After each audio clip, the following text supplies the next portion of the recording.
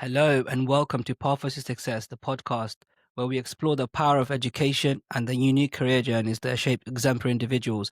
I'm your host, Ali, and today we have a truly inspiring guest with us. In this episode, we explore the power of creativity, community, and the people who are making a difference. Joining me today is Torron-Lee Dewar BCAa, the founder of Alliance Arts, a nationally recognized charity that has transformed lives across the UK through early interventions in the arts. From carrying the Olympic torch to receiving the British Citizen Award for his outstanding services to the arts, Torron's journey is a powerful story of resilience, creativity, and leadership. Through Alliance Arts, he has created opportunities for thousands of young people, helping them build skills, break down barriers, and discover their potential. His work has been recognized by the Prime Minister, the Mayor of London, and organizations across the country. But most importantly, it continues to leave a lasting impact on communities every single day. And on a personal note, I'm going to actually go way back, all the way to primary school. So it's such a pleasure to reconnect after all these years and hear firsthand about his journey with Alliance Arts and how it all began and impact it's been making even today. In this conversation, we'll explore Torron's personal journey, the story behind Alliance Arts, the transformative power of creativity, and what the future holds for this incredible movement. So sit back, get inspired, and let's dive in. So, Torron, before we get started, and just to get to know you a little bit, because obviously I want the audience to know who you are. So, for those who might be hearing your name for the first time, how would you describe yourself in 3 words? Okay, that's a good question. I always find it so hard to kind of like describe myself or talk about myself. If I had to answer that question in 3 words, I'd probably say grounded, curious, and determined. Those are probably the 3 main bro, I can see that. 100%. characteristics if I had to put into words. Yeah, no, 100%. No, I think that sums up. That's great. So, when you're not working on Alliance Arts, like what would be some of the other things that you do to spend your time? So I like to kind of go out in nature quite a lot. So that could be things like, going on long hikes, volunteering. I do quite a lot of volunteering outside of my own charity. And also gardening. I quite find that, gardening helps to add to that therapeutic kind of element, especially when there might be a chaotic couple of projects that are going on. You've been working in the city and stuff like that, and then you just kind of come home and you just focus on like plants and stuff. I find that really does help to ground me, whether you're just like, out in the garden or out on your balcony or wherever it might be. That's one of the things that always kind of helps with that. Bro, do you know what's funny, right? So I feel like, the thing where they say, tell me you're 30 or over 30 without telling me you're over 30. And I feel like gardening is definitely one of them. Because I've been literally over the last few months, like I've been working in the garden trying to like sort out this patch that we have on the side. So we recently had our garden done and basically thought it's too much hard work to have like, too much like work to do. So I kind of limited to do one side, and that's so hard to do, but it's really nice and therapeutic to do though. I really enjoy it. So it keeps me outdoors a bit more, and it's quite nice to do that. And it brings back memories. Like, when we were younger, we used to go out on our bikes and things in after school and do these things. Right? Unfortunately, these Gen Zs don't really know what that is all about anymore.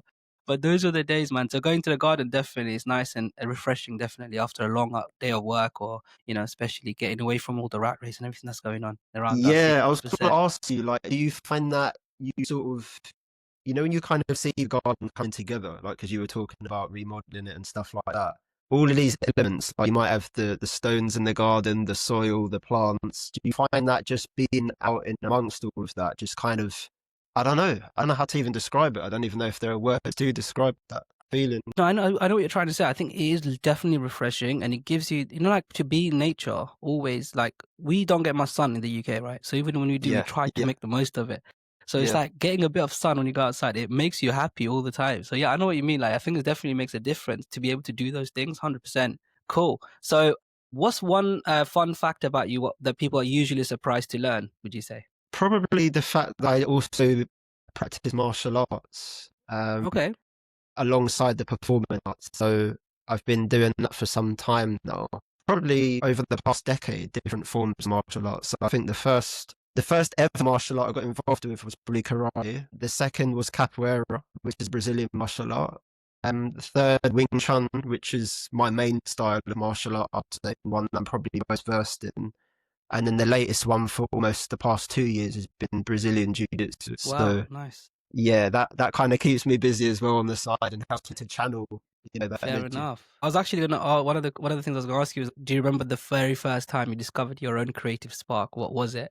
I kind of think we'll lead on from that. It'll be quite nice to hear as well. That's a good one, actually. I think there's been a few of those little moments, throughout the timeline and whatnot. One in particular, though, was primary school days. And you might even remember this because we were in the same class together and whatnot. You probably would remember. But there was this thing called Harold the Giraffe, and it was like, I think it was a group. It might have been Hasbro or something like that at the time. And they Yeah. basically brought this sort of like large trailer onto the school car park. And I think it was like a kind of a way to kind of educate students on the kind of choices that we're going to make at the time. And I just remember how sort of interesting that was from a sensory perspective. And you'd learn about the human body. They had like this sculpture and the body parts you could remove and it lit up. Mm. And just choices that we'd be making growing up, like how that would impact your health. So I think seeing that kind of thing back then was always quite different to me.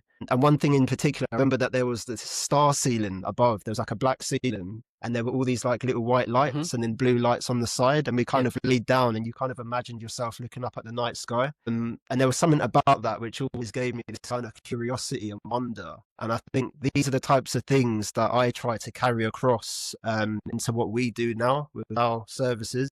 And I feel like if we too can create some of that magic, then the journey of creative vibrancy goes on to continue. Absolutely. No, I think that's great. And we'll come back to that actually, because you can hear some of the stuff that you're doing definitely, which is great what you're doing in the community and stuff. So we'll definitely touch back on that. Right, a bit different. So if you could sit down for a coffee or a tea with any artist or a change maker in the past or present, who would it be and why? Damn. Okay. So I think I'd come at it from a different angle. If I had to answer that question, it'd probably be the ancient Egyptians, actually. Because the reason I say that is because I'd love to discover their methods of architecture and precision. Have they done certain things without the tools that we have now? I don't know if it's a case of we've gone back, or I don't know. I don't know what it is. But I'd love to be able to have that conversation. Yeah, it's one of the And just, great wonders, the isn't it? fascination with like ancient civilizations. Yeah, absolutely, man. Because I went Egypt a couple of years ago to see the pyramids, and it was like one of the You've been as well. bucket list thing you do, right? And I was like excited to see it because you're like, how did this come about? Back, going back the time, they did this and stuff. Did you feel that when you sort of came back from Egypt that you had this kind of like resonance for like a good 2 weeks after you came back, where you felt like there was nothing you couldn't achieve? That kind of 100%. Because I couldn't explain it to people unless they'd been there. It's so true. Like when you go and you come back, it's I think very different to try and then try to explain it to words. It's hard, don't you? Because I actually went inside the Great Pyramid as well. Yeah, and it's huge, and it was quite insane. warm It was an insane experience.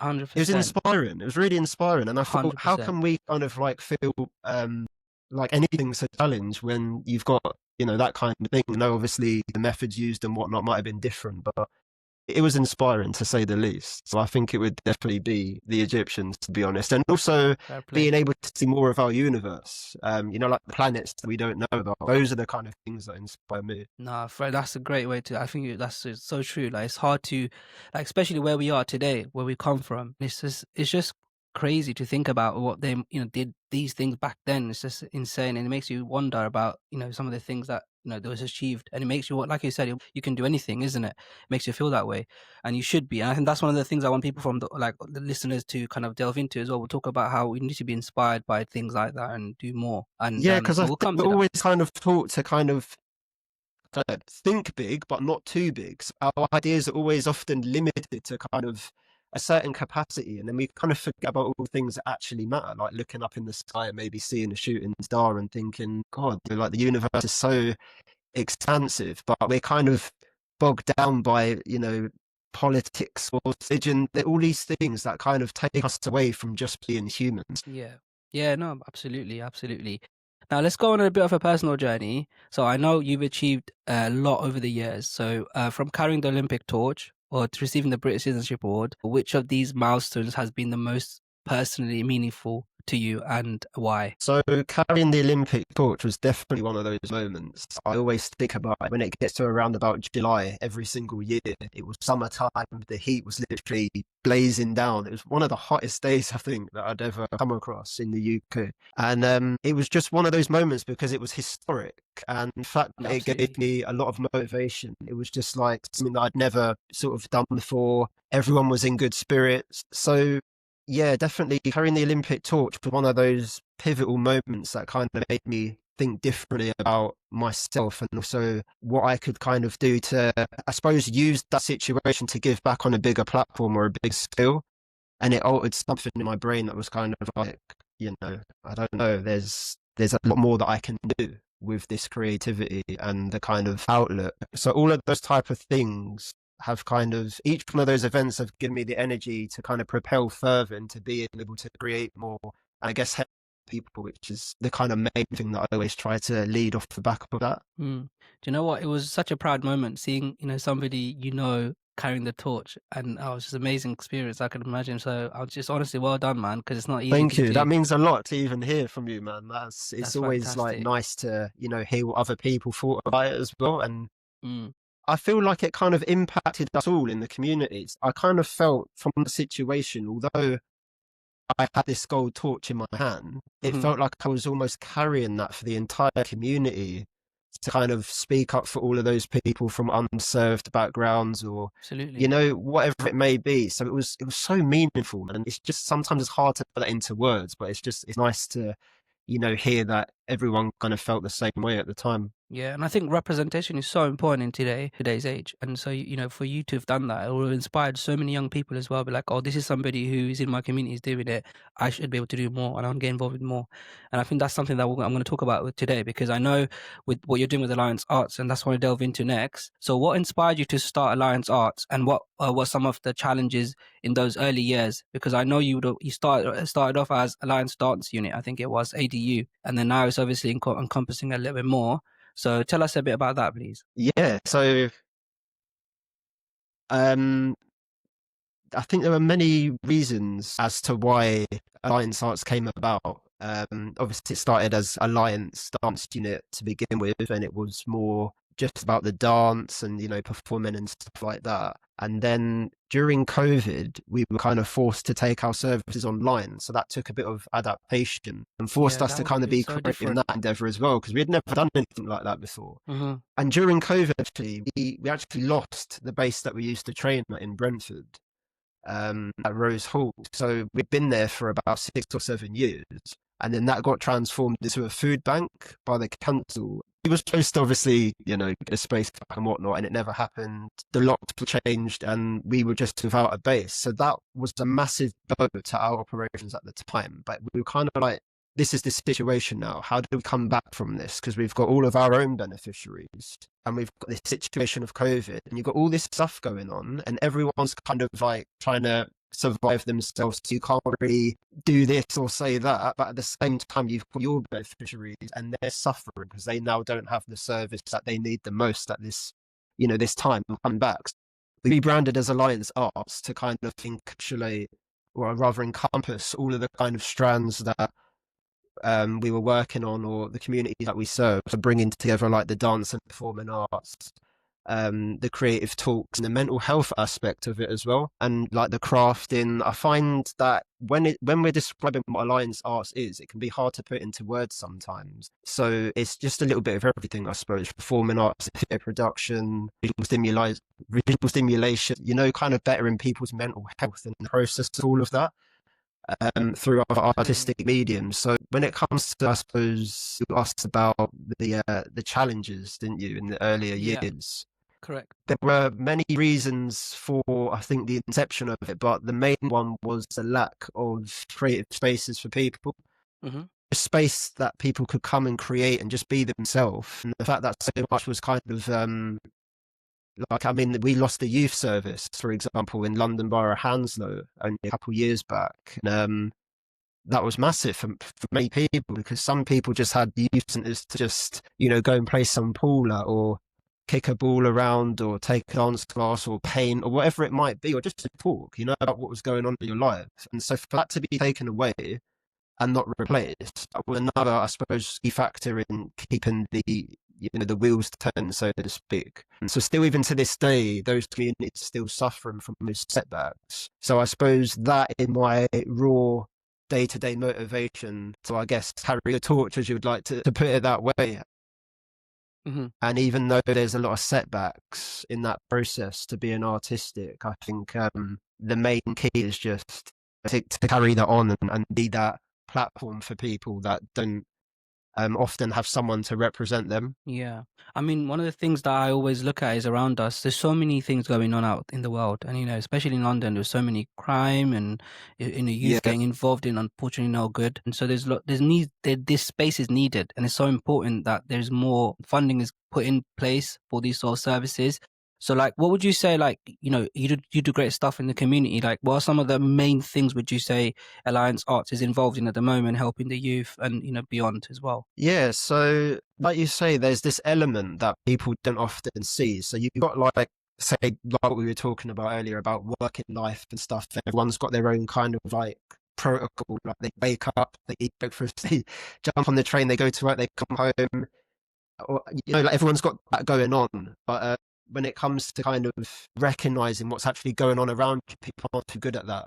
I've found, even from professionals, don't seem to be too good at that. So I've always noticed that because I've kind of lived in and amongst it, and like I'm sure you probably realised that too, because you've grown up in that kind of, those duality worlds where you're kind Yeah, of yeah. balancing motivation and ambition and just living versus like what it actually is, like from a street perspective, all this like urbanization, things being taken away. There's just so much going on. But I think for me, what kind of inspired me to kind of keep going with that was becoming an ambassador for Spirit of London Awards. And that was set up by the Damilola Taylor Trust. I remember going to an award actually at Royal Albert Hall at the time. I think it was back in 2010. And they paid for tailored suits to all of us. We all had like tuxedos and stuff. And that was the first time was like, oh wow, this is real. Like this is really, getting to meet certain people. The feeling was incredible. I was able to take family and friends and they had their own, their little box up in Royal Albert Hall you kind of sit in, had their own box to look down on the event. So Mm. that was very empowering for me. And I got to meet people like Brooke Kinsella and Sir Richard Taylor. OBE was there himself. And, to be able to meet those people that have lost someone to either knife crime or just crime in London, and to see what they were kind of doing off the back of that was very inspiring for me at the time. So I suppose Absolutely. it became a mission to kind of stand up for that whilst being artistic and creative, even if people don't support it, or even if you can't get the backing of certain funders, council, whatever it might be. That was always in the back of my head, that if these people can still be standing after that kind of carnage, then what's stopping you from kind of helping with that? Mm, absolutely. And I think that that's so true, because in the mission, I would say that you're on is something that I think we all should be backing, to be honest with you. So one of the things I wanted to kind of delve into today was, I know Alliance Arts has reached thousands across the UK. So how do you balance being both a creative leader and a community advocate? That's a good one. That's it. You're coming with the good questions. So it can be a challenge. Sometimes it feels like you're juggling many outlooks at once. You've got the side that deals with the operational side of things, the side that's dealing with helping people to achieve the best possible version of themselves. And then you've got the side of you that involves being fantastically creative. And that's where all your like vibrancy comes from, and, like all of those ideas. So I guess being a creative director can feel like you're a Rubik's Cube in a way. And a lot of the time, all of these things, they kind of get shuffled and they end up coinciding with each other. So you're forced to be a few different things at any one time within a day. Just that daily life as a director can sometimes be a challenge, in a sense of you're juggling like all of these kind of things, and you're having to have the best outcome each time from that. But I do like the challenge, and it keeps me grounded.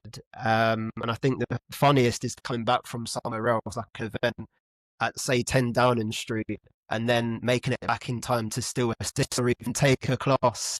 That's the emotion while still wearing a suit or something like that. So I've always felt that it's important to always be there for those who need your time the most, even when it's a challenge for you. And I still like to show up even when it's difficult. And sometimes that alone is enough to empower a whole tribe of people, because it encourages them to not only keep going, but it also reinforces this notion that they're supported, and that's what it's all about. Mm, absolutely. No, I mean, I think you used one of the words at the beginning to say you're the determined person. That just goes to show, like, no matter where you are, like, you'll just suit off and get into gym gear, you'll do it. Do you know what I mean? I think that's important. So yeah, that's just kind of encompassing that really well. Right. So one of the missions, the mission statement says the arts has the power to heal, unite, and inspire. Can you share a story where you saw this power transform someone's life? Yeah, so that one as well, there've been quite a few, especially as so many have dealt with their own personal struggles and often alone as well. Alliance Arts has been a way for many to experiment with their own ideas whilst transforming and shaping their outlooks into a much more positive one that they can carry forward with them in the future. So there's been quite a few different scenarios where either individuals have come and told me personally how it's helped them, or I've heard from their parents or, you know, their siblings or whatnot. So there's been it's been all sorts, man. And sometimes, like, even when this question comes up, it's hard to know which one to kind of hone in on. So I know many of your alumni have gone on to like prestigious institutions like the BRIT School, the National Youth Theatre. What does that mean to you personally? That might help you to kind of hone in on maybe some examples. Yeah, it means a lot to know that some students will continue to experiment and meet new people out in fields. Many also come back to engage with Alliance Arts in various mediums, from volunteering to teaching and assisting with other creative ventures that we're doing. So it's always a proper joy to know that we're a cog in that machine. So you've got those that want to kind of advance their creative path to go on much further and let that be a career. You've got those that don't really know what they want from it, so they kind of, you know, and then you've got those that are just kind of there, you know, just for the ambience. And that could be people that used to self-harm themselves, or maybe a family member of theirs got shot or something like that on the estate. So there's all of this stuff and all of this heaviness that some people carry Absolutely. whilst they're on that kind of creative journey to find themselves. So yeah, it's nice to know that that's so important to them at that stage in their lives. Yeah, definitely. You've spoken about obviously creativity as a tool for breaking stereotypes and overcoming isolation. How does Alliance Arts puts that philosophy into practice? Yeah, so I think it allows people to share ideas and, I guess, radiate how they feel without the pressures often found in the modern world that we've created. Yeah, absolutely. By allowing your creative side to flourish, it's a great way to not only find yourself, but also, I guess, just be fully present in the moment. And it's important, as so much of the day is just in a rush, like we were saying earlier. It definitely breaks the whole stereotypical thing because, you know, there's a lot of ignorance in our world, as you know, and to be able to kind of break those kind of visuals that people have about each other and break down those barriers. Like, for example, we've got a lot of students that wouldn't necessarily have met or crossed paths if it wasn't for Alliance Art. So you might have one group of people that are kind of in their own circle, and then you've got another group of people that are from a more well-off background, so to speak. So those two worlds colliding is fantastic to see because they're learning about the real world, and then the other side are kind of learning about them, and it's magnificent. So I think that platform that we've got to be able to do that really does break down those barriers. Yeah, absolutely. Do you know one of the things that I always look at the crime rates in London, especially for example, we have pockets of areas in London that are very deprived and they don't really have maybe the funding, or maybe they come from backgrounds that aren't well off. For instance, like you mentioned about bringing together, kind of bridging that gap between the like let's say the different kind of economic backgrounds people come from within London. So how do you design like programs that are inclusive for young people from different backgrounds, especially those facing social or economic barriers? I think we mainly do it by putting ourselves in the shoes of our attendees and reflect on what challenges we would have been facing at that time. So trying to kind of like put ourselves in that, like looking through their lenses, so to speak, and also what new dangers or challenges have arisen since then. So it might have been like maybe bad for us at that age or at that stage in our lives, but it's also recognizing what's changed since then. You've got things like social media bogging people down. You've got,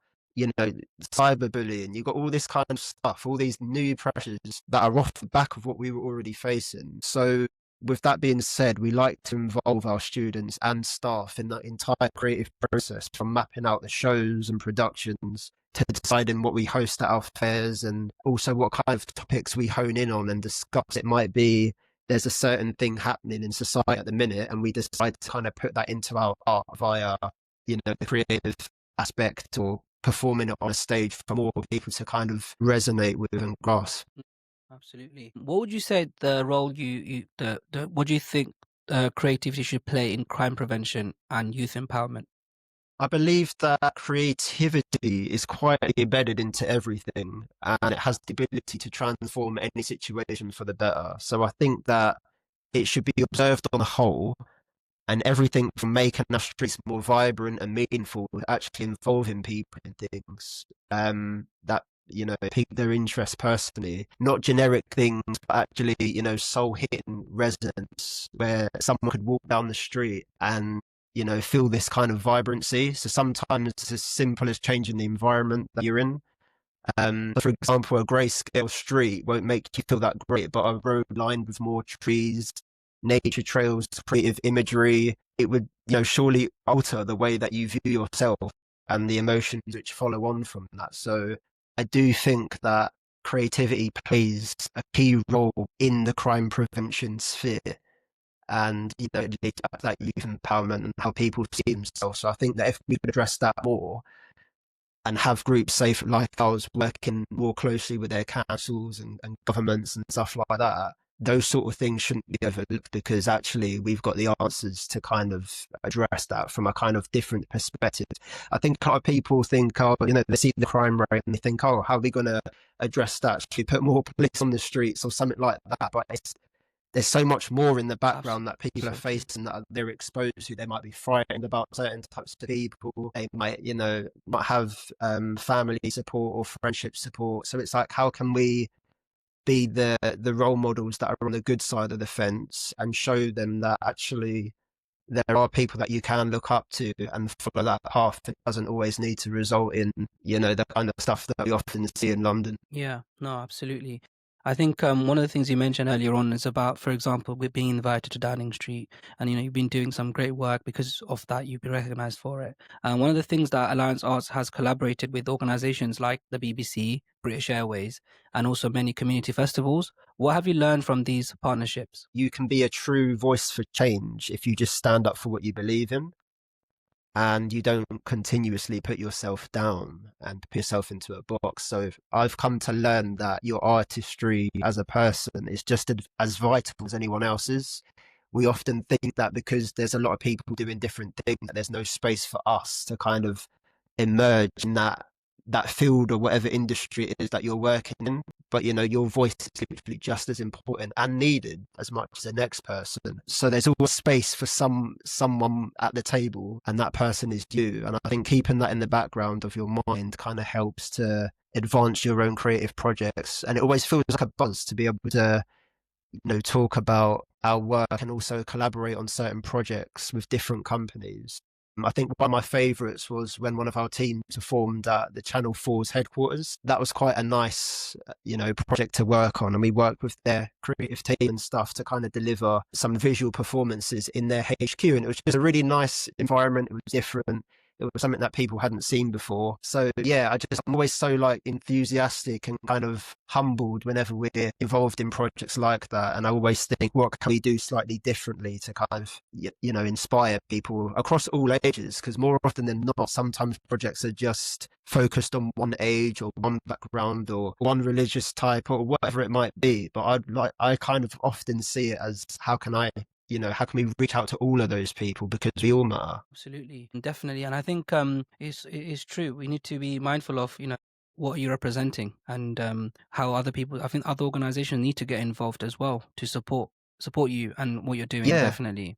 Yeah, and it does help. It does help when other organisations that have that kind of stature actually, recognise other groups like ours, whether they be smaller SMEs or charities, and say, look, how can we work with those guys to understand what they've got going on, and also, I guess, learn ourselves. Yeah, definitely. I know you've received recognition from the local councils, the Mayor of London, and even the Prime Minister's Points of Light Award. How do these acknowledgements impact your work and motivation? So they really do help to showcase that what we do is actually impactful, and that the work we do in the estates, etc., really has a hard-hitting impact. So in a world that's so money-focused, it really helps us to show beneficiaries and potential funders that we really mean it when we say that we're making a positive impact at a grassroots level, getting stuck in with the things that, often go overlooked. So having, the recognition and support from entities like that, it really does go a long way, because it's helping you to feel that your work is just as important as all the other things that you see in the media that do get a lot of traction. So yeah, it helps you. I guess it kind of helps us not to feel so overshadowed by all those other things going on, because it kind of rises a little bit to the top and kind of takes a little bit of a center stage as well. Yeah. Yeah. So I think one of the things, I think, to kind of summarize this section, I would say, like, having good partnerships with big organizations and getting the recognition is just as important, because it goes to show the works that your partnership is producing in the community goes a long way.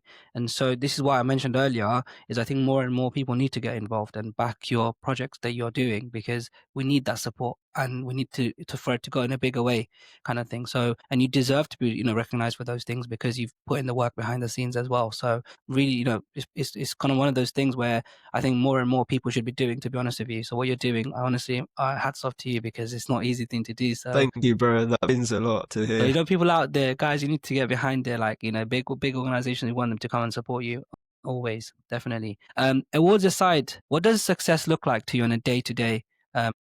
I think being able to actually have an impact on someone feeling like they're a better version of themselves, and not just being recognized, but actually helping others to feel recognized themselves. So for us, that is the real reward as we go on to shape lives for the better and turn our world from, grayscale to something much more vibrant. So for me, that's always been award in the background, is that's what it is always. And one of the things I wanted to talk about was, I know you mentioned about COVID and the challenges you faced during that time, and also with all the other stuff, closing down places and all that stuff we talked about. So when it comes to setbacks over the years, how do you stay motivated and resilient through those moments?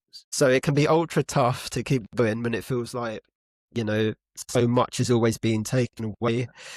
You're expected to be positive 24/7 in times of injustice without speaking up too much about it. And that hurts, because you might have something that's going on and it's halfway through being completed. Someone does something that's just completely sinister or whatever, but you can't talk about it because you don't want to appear to be this negative company or person. So that's very hard to kind of, go through that. But over the years, I've learned that some people out there will just take from, charities, for example, and not give back. And it's just a selfish world that we live in.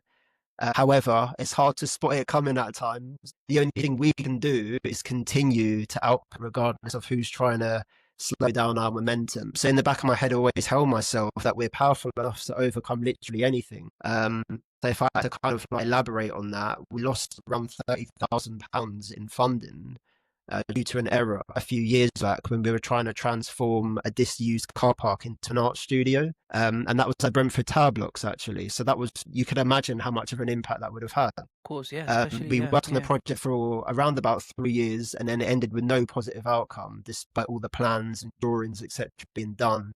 We just couldn't get, over the line with the council at the time.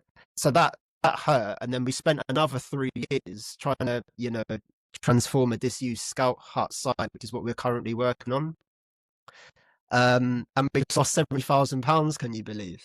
Wow. With that project. So that was actually ring fence funding that was meant for us whilst we were doing the studies on the site and whatnot. And it's been reallocated to other organisations in the local borough, despite us doing so much for that specific project to meet all the requirements. So I mean, how does that even happen?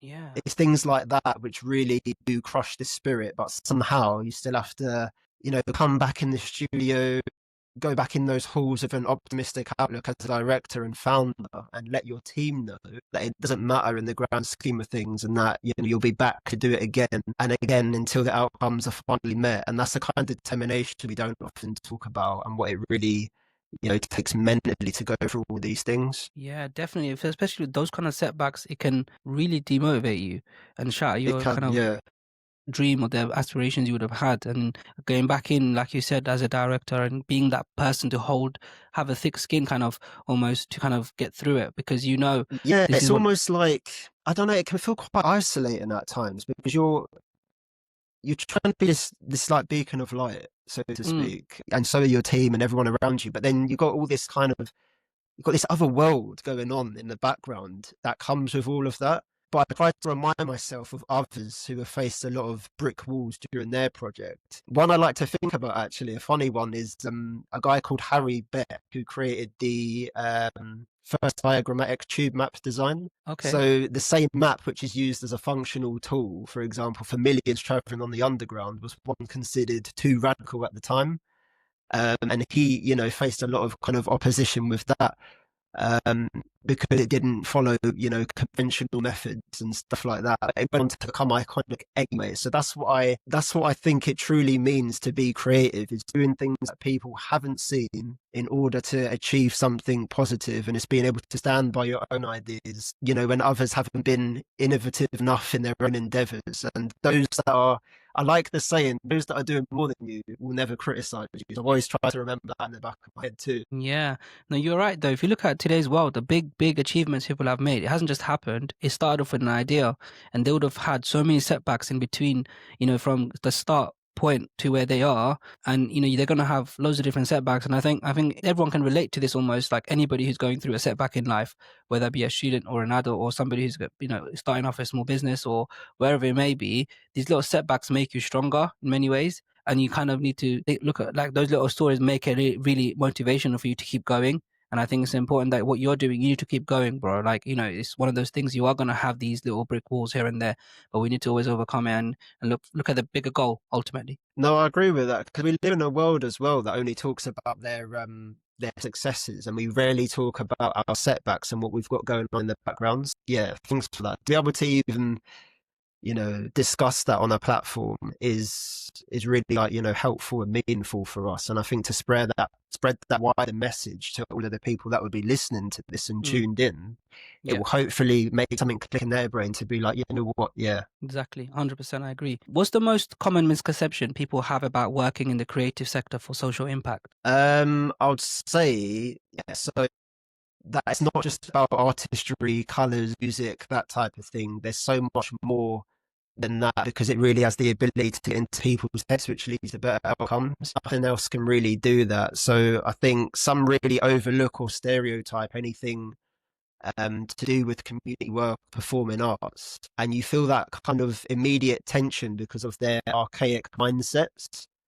So having to deal with that can, really be a challenge, because you think to yourself, oh, look, we're in the modern world, should we moved past all of that? But yet here you are, still sitting across from a table with someone that has this dull mindset, and they're still, having those misconceptions. But we enjoy being able to prove people wrong through striving to turn their ignorance into understanding and inspiration. Yeah, absolutely. And I think that's what we need to keep going and doing, like keep motivating and keep inspiring the next generation, especially.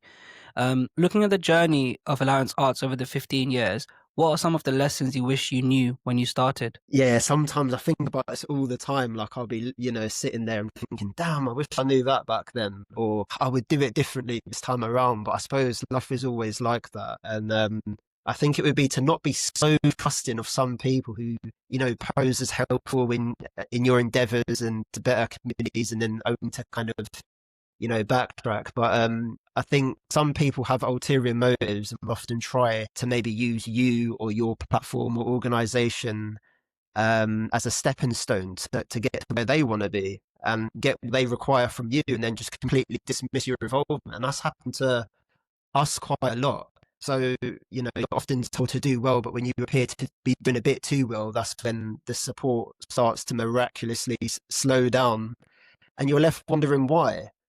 So I think to do it differently next time, I would get everything in writing. Someone agrees to do something, or them sort of things. I wouldn't be so, like, trusting, like, oh yeah, they're sitting down with me for a coffee today. They mean well. It wouldn't be that. I'd be more, I suppose, organized with my time. Looking back, and maybe then things would have clicked into place a lot quicker. Then who knows, with Yeah, this no, you know world what? that we live in. You learn, but the biggest way to learn is like life experiences. And I think when you go Yeah. through it, until you've been through it, you don't realize it. Like, I've been told by people in the past, like, oh, you should always write things down. You should always make sure it's in an email format, or you should make sure you write, everything should be in a written communication format. And you just kind of think, you don't really really think at the moment, and then something happens all of a sudden. You're just like, "Ah, I know what they meant now. It would have been better if if this had been written down, because that's your kind of go back to your Yeah, kind of yeah. do you know what I mean? So yeah, no, 100%.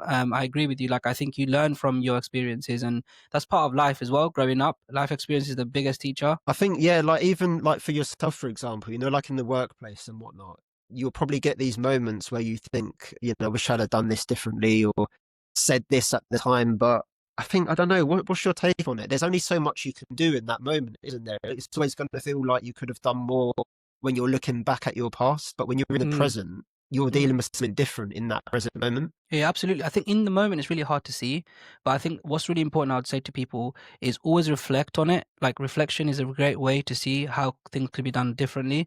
So whenever I do things, for example, if I'm arranging an event, let's say, and whether that be a careers event where we bring in external organizations to come in and do some work with the younger students and stuff, like, I would reflect on how the event ran that day, and some of the things would be like would have run really well, and then there'll be things that you might have not gone as well as you'd have hoped. So then you kind of reflect Yeah. on it and you always try to do it better the next time round. And so I think to anyone who's kind of going through a journey where, you might think in the moment things are falling apart, or it's not going your way, just kind of, it's going to teach you some things or another anyway by going through that kind of stage in your life.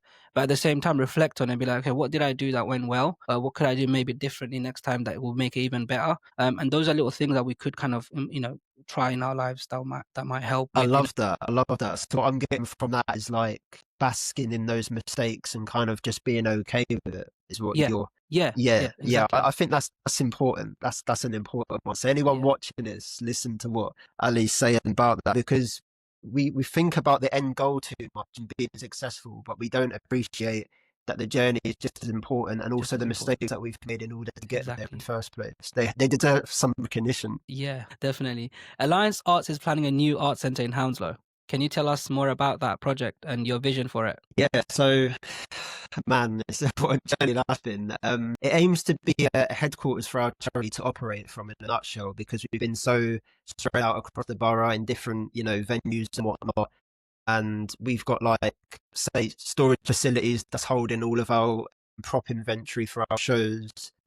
Um, we work remotely in one place, and then we're like, leading the services in another. So it's all kind of spread out. So yeah, it'd be a headquarters for us to operate from, as well as bringing more of our creative services under one roof.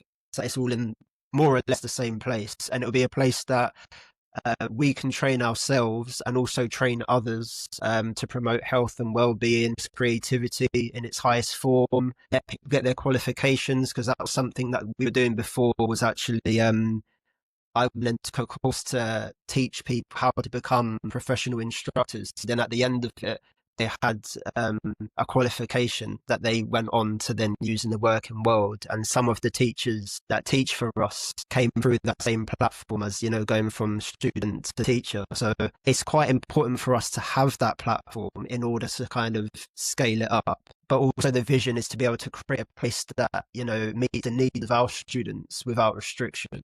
So being able to have the mirrors, the lights, the crush mats, the chairs when they're watching, like their own mini productions and stuff like that, and have all of our classes running throughout the entire week, as well as being able to help others with space for their artistic and well-being endeavors. So it would be an all-encompassing kind of space, and currently using places which aren't optimized for the work that we do is hindering us because of the limitations, like not having the correct lighting and space and storage and stuff like that. So I guess our aims are to just being able to address all of that.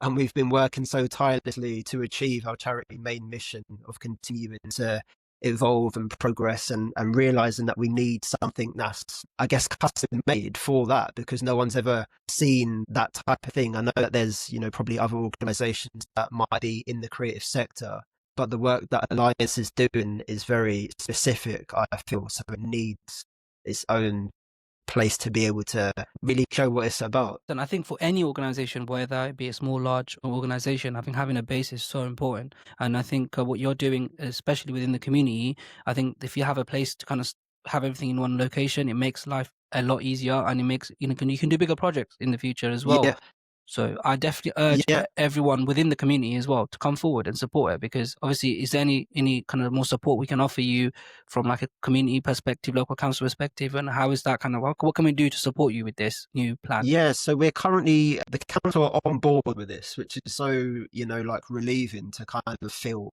because more often than not, it's kind of ambiguous how you're going to get the help to achieve those goals, how you're going to get the back in, because you could be the most aspirational person on earth, but if you don't have those connections and you don't have those certain organizations given the green light, then it's just not going to go ahead. So to have the current, and hopefully continue to have the council support on that will be great, but also community support as they're kind of going through that phase. So I guess to answer that question, we haven't really released anything in concrete about it yet, but we will be rolling things out, I'm sure, over the next couple of months. So I'll just ask people to watch out for that. And when the time comes, if we can all just rally together around that, it's going to be amazing. It's going to help all of us out in ways that we didn't know, we needed for both ourselves, our families, our children, whatever it may be. It's going to go on to have a resonating effect that's going to affect all of us in a good way. No,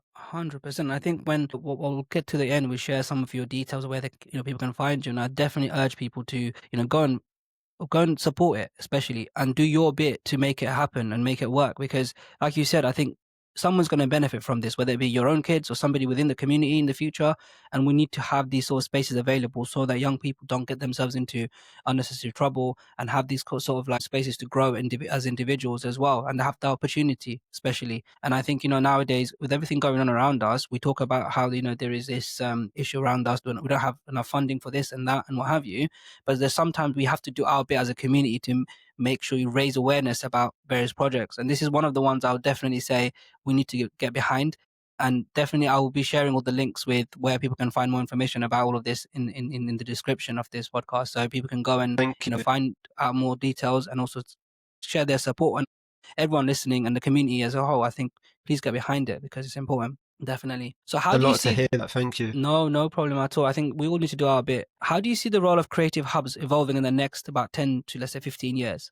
That's another good question. I mean, it seems quite ambiguous at the moment. As like we were saying earlier, the youth service was recently not long abolished in our borough. Yeah, yeah, But with that being said, there are still a few organisations doing creative work. So my main concern is how communities will be represented and have active engagement in these futuristic services. So this is why I guess we're so motivated at the moment to be a part of the change that we wish to see as we move forward in that whole, some might like to say, gentrification process, like the way that there's a lot of aggressive building and stuff like that. It's like, how do we liaise with those developers and the council and all those different organisations to ensure that those creative hubs actually happen in the next 10 to 15 years? Because there's nowhere to really do anything now. If you've noticed the way that life is going, there's not really many places to kind of gather.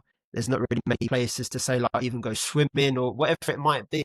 It's getting less and less and less. And sometimes it's addressed, and then they might stick like a few restaurants or a cafe here, there, and everywhere. But it's not addressing that core, thing that you said about creative hubs evolving. So that is the main focus: is how are we integrating those spaces back in the communities that we're building so aggressively on. Now, I think, one of the things that kind of comes to mind right now is, we have a lot of these protests and things like that going on around us. A lot of them are like pointing fingers at the government for not doing their bit. And I think the government can be responsible because they have money to, go and fund these unnecessary wars around the world and Yeah, cause yeah, all this yeah, yeah. havoc. But then within the local kind of level, they're closing down like libraries, or like these little community hubs aren't available for people to access. And I feel like we need a bigger voice for these sort of things so that we can have more spaces open up. Because, like you said, what is there to like do around in the area, or even local communities as a whole around the country? Like there needs to be more spaces like this so that young people don't get themselves involved in knife crime. Young people don't get themselves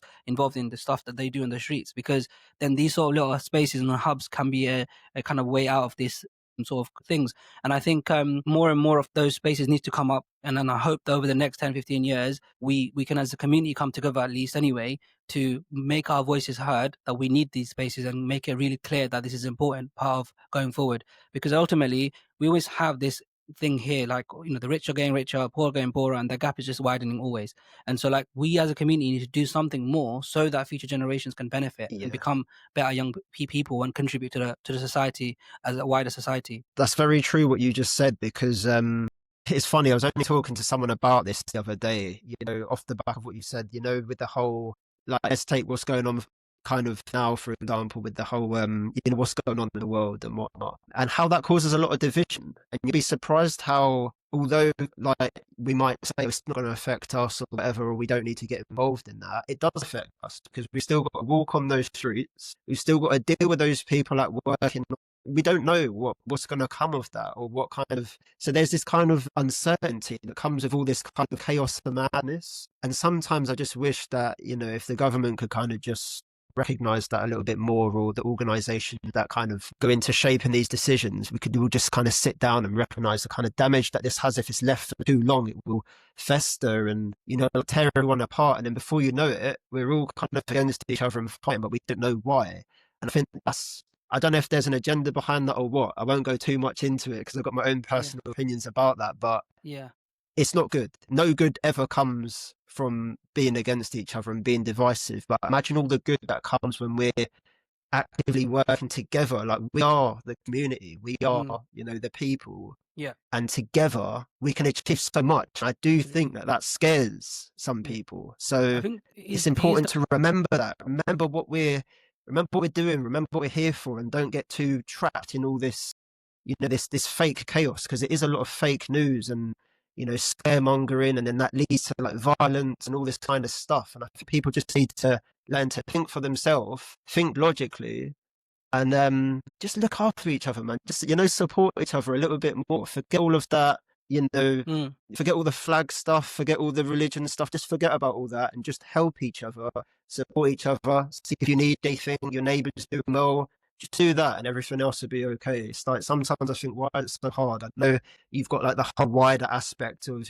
what's going on and what kind of leads to these things. I get that. But, the kind of carnage that can come from that it's no good. Yeah, no, 100%. I think what it is, bro, it's like, when you look at the media and politicians, people in power, like, they obviously aren't doing us a favor or service that we want to happen. So what happens is the normal average person watches the news and they take it for its face value. And unfortunately, there's a lot of propaganda, there's a lot of fake news, like you said, and all of those things the normal person doesn't understand. So they just get angry, and there's a lot of this they just thing that's going on. And it's dividing communities. Right. And unfortunately, like, if you look at it from, we all bleed the same blood, for example, right? And we look at it from that perspective, you all just look out for each other, put differences aside. Like, they want us to divide and cause this. This is what makes them, make more money ultimately, basically, let's just say. Yeah, So, it's true. The same thing happened in COVID times. Like, look at the whole vaccinated versus unvaccinated. Like, we had all this to deal with at a time when no one knew what was right, what was wrong, what was even going on. We were just all trying to survive. So to have, it always seems to be something. I don't know if you've noticed, like, every year or every couple of years, we'll always come back to this. It might be, I don't know, there's always a reason for it. It's just always divisive. Yeah. And it always causes so much hatred, so much chaos in the moment, and then we've all just forgotten about it a couple of months later. So I think we just need to kind of, like, I don't know, 100%. just be a bit more, I don't even know how to describe it, but you know what I'm trying to say. I know exactly what you mean. And I think from an average person perspective, when you come together as a community and you make a voice, it's much bigger than the voices out there. So they want to create those divisions so that we don't have that voice. So I think one of the things I would say is, like, there was a article I was reading the other week, and it was something to do with, like, about 50, either 50 people or 50,000 people within the UK have enough wealth of, like, 33 million people in the UK.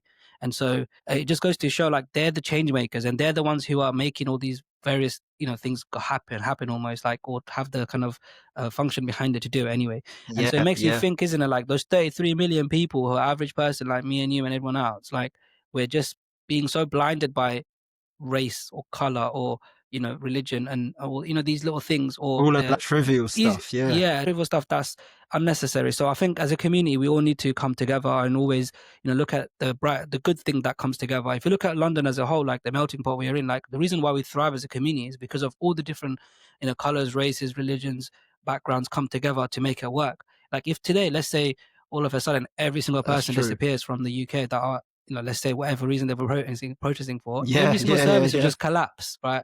Like, it wouldn't work. Like, it's just not going to Yeah. happen. So yeah, definitely, let's not We need hate what divide you us. just said. We need each other a lot more than we Yeah, realize, and we all 100%. make up part of that infrastructure. So, in the grand scheme of things, when you zoom out from it all and you take a breather, sometimes I feel like that. You know, when you're on a plane and you're traveling sort of back into London, you've got this panoramic kind of bird's eye view of where you're going to be landing. And sometimes you're like, 20 or 30,000 foot in the air and you're thinking to yourself, why am I stressed? Like, I can see the world from up here and it's just so miniature, like all these little micro sort of like Lego pieces. Yeah. Yeah, it kind of puts life into perspective, I think, and it kind of shows you that, actually there's so much more to, I guess, kind of think about in the bigger scheme of things. Yeah, no, definitely, definitely. I know obviously we always kind of constrained by finances and not, like the money side of things and what have you. But let's say for in a world where you had no you had unlimited resources, let's say, what would your dream project look like?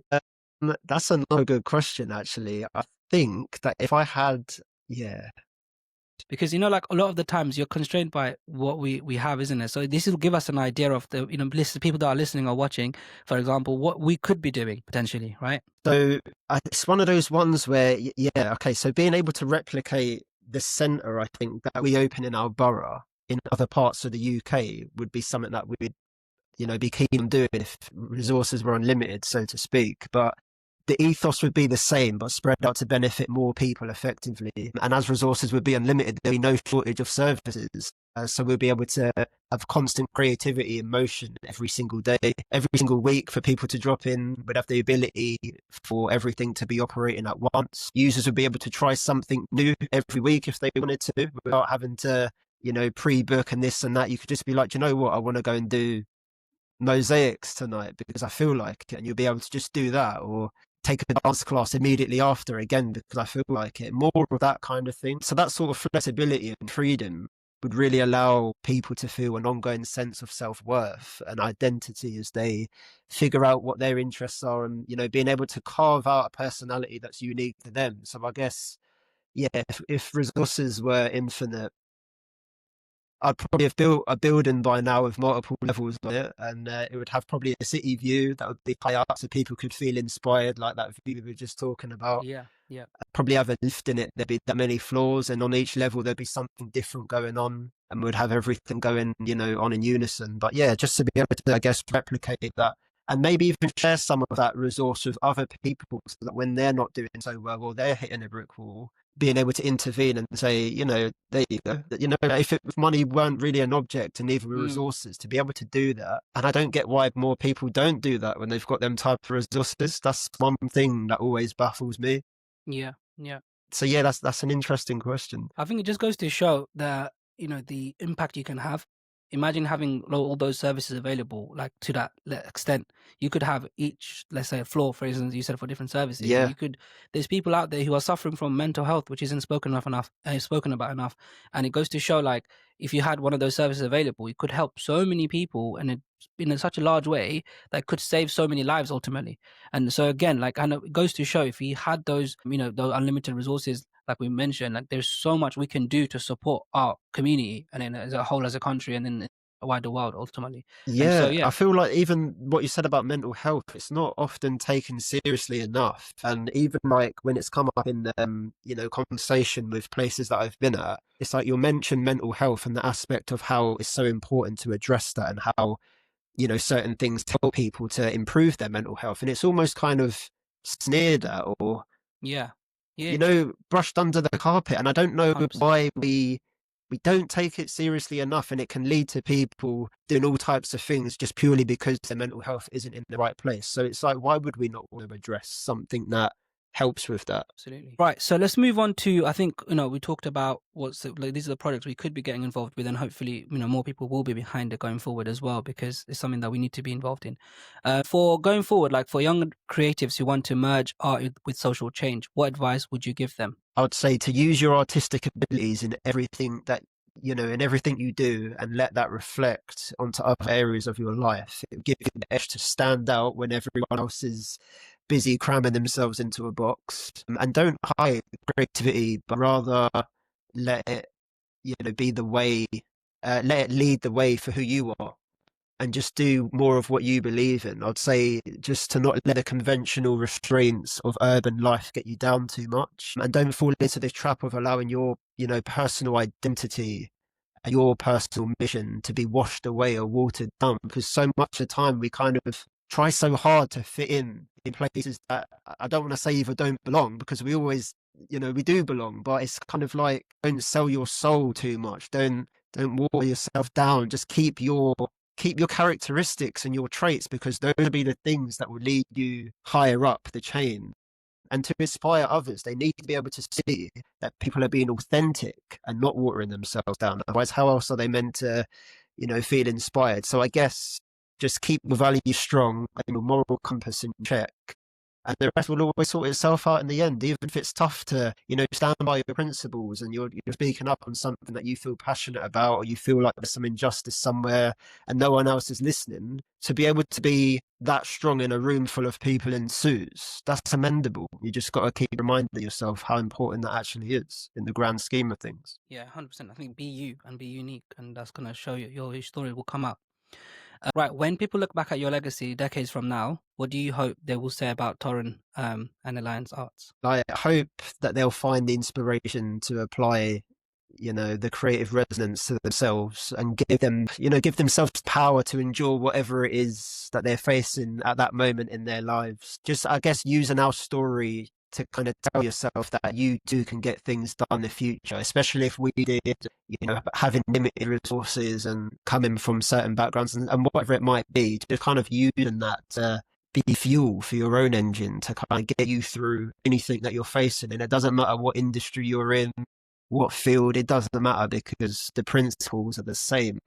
And I find that most of the stuff that I've learned in my lifetime has often come from places that would be least expected. And that's what you need to do too, is kind of get your sources of inspiration from the people that you wouldn't necessarily get it from. Yeah, no, absolutely. You've been obviously doing so many projects, and you've been involved with so many things within the community. On top of that, you're an author, and your book Creativity is Everything has touched many, many lives. So what motivated you to write it, and how has the response shaped your work? Yes, so I think I always wanted to create a book that actually resonated with people, something that was easy to read, had the ability to transform the way the reader saw themselves. So it was always a mission of mine in the background to be able to produce a piece of material that someone could, use in our absence, or whatever it might be. You could read it a million miles away and the message would be the same. So that was the main motivation to kind of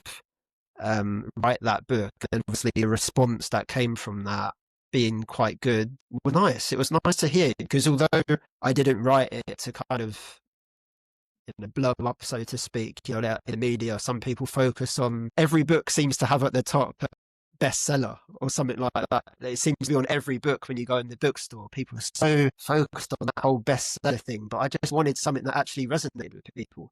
And that they could relate to, because there aren't too many books that you can pick up and read and actually think, it's actually hitting me, that's actually resonating with me. So to be able to do that, and for it to actually be out there, is a good feeling. And I'm actually writing another one, and I've almost finished it. I think it's about 95% done. Okay. And it kind of leads off the back of that. This one, the first one was about creativity and how the mentality can go on to shape a lot of decisions in your life. And this one's more about, once you've gone through that, what are you now going to do to keep moving through that mental aspect of it? Amazing. I think for those of you guys wondering, if you have a look on Amazon, you'll be able to get his book, and it's got 5-star reviews, so clearly shows it's a really good book. So I'll be definitely getting it as well to read on it myself. Thank actually. you. I appreciate the support, man, honestly. Oh, always, bro. I will share more of the details on in the description as well, so people can find where you are. But thank you so much for this conversation, because I think we were able to find out more about what you're doing and the kind of thing, the community work you're involved with, which is so important. And more people hopefully will be supporting you going forward as well. So I'm going to wrap it up now, because I feel like, sometimes when people goes over an hour, people lose their attention span and they might not carry on further. But that was Torron-Lee Dewar BCAa, the founder of Alliance Arts, community leader, author, and a passionate advocate for the healing and uniting power of creativity. His story reminds us that art isn't just about expression, it's about connections, resilience, and building bridges across communities. If you'd like to learn more about Alliance Arts, get involved, or support their work, visit their website, alliancearts.co.uk. You'll also find links to Torron's book, Creativity is Everything, in the notes in the description. And thank you for joining us on this episode of Pathways to Success. If you enjoyed today's conversation, don't forget to subscribe, leave a comment, and share this episode with someone who needs a little creative inspiration. Until next time, keep creating, keep connecting, and keep believing in the power of the arts to change lives. Thank you.